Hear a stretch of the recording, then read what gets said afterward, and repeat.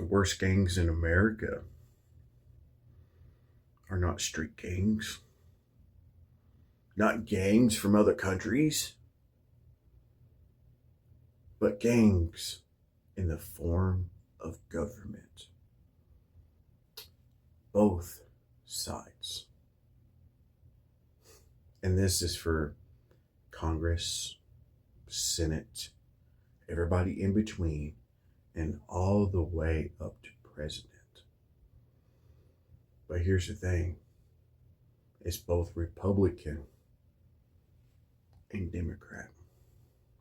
Both Republican and Democrat. And we are the casualties of these gang wars that they play back and forth. You ever notice that? Back and forth. Something happens on this side, it's their fault. It is. But then when something happens on this other side, it's the other side's fault. And it is.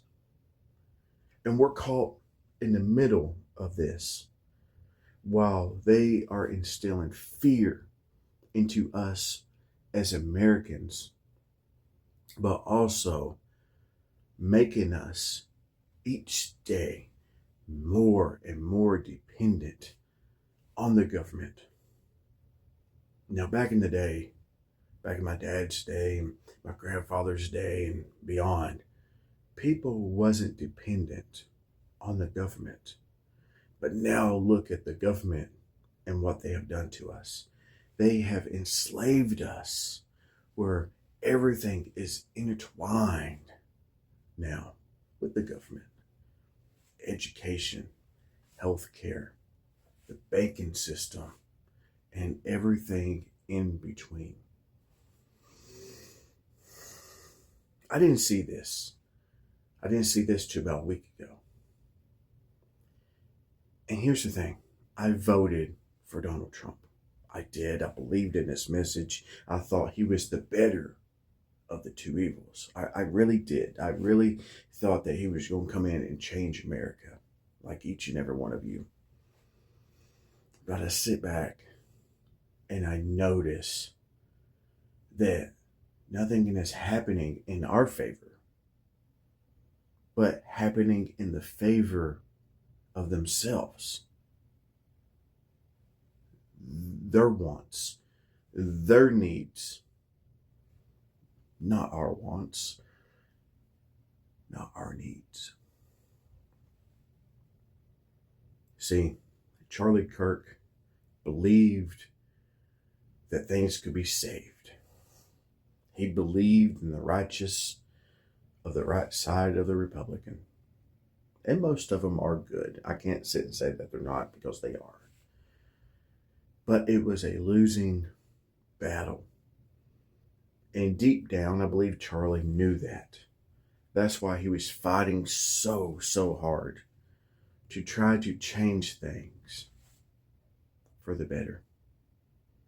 But with an open mind, common sense, and free will, he saw what was going on in Israel. He's seen the genocide that was happening. And as any man should, it worried him. He saw it and he knew it wasn't right. And he spoke out about it. And here's the thing with gangs. Once you are in, you're in. But once you're out, you're out. And your out comes with a hefty price. It's called blood in, blood out. And Charlie, with him being awake and him realizing what was going on, they couldn't have that. Because he reached the masses with his platforms, with his following. What do you think happened?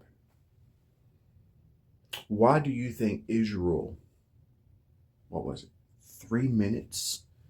3 minutes in another country, 3 minutes after his passing on the stage, not his passing in the car or at the hospital or when it reached news media and major social media. But 3 minutes after it happened, Israel's prime minister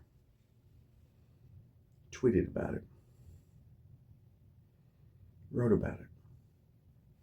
Hours away, I don't know if it was night or day, I don't know. But there's a lot of hours in between. Hours maybe that the prime minister should have been asleep, but he was awake for a certain reason. I just think it's kind of odd. And here we are blaming everybody when we should be blaming them. See, we lost our will to free think. We lost our will to common sense, to see things for what they actually are, and for not what they show us it to be. They started that in school. They started that with news and everyday tragedies on TV. They put that in movies and music. And every day, they have literally changed our mindset where we don't free think anymore.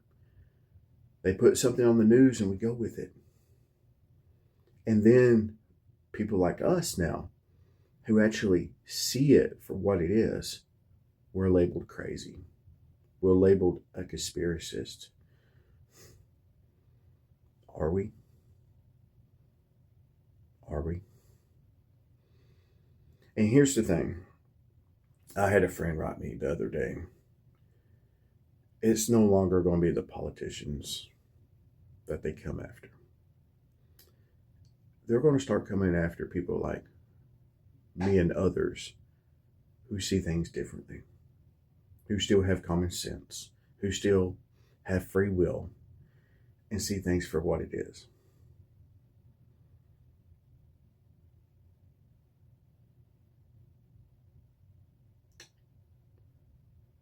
And unfortunately, that's the way of the world. Do I see you next time? See you.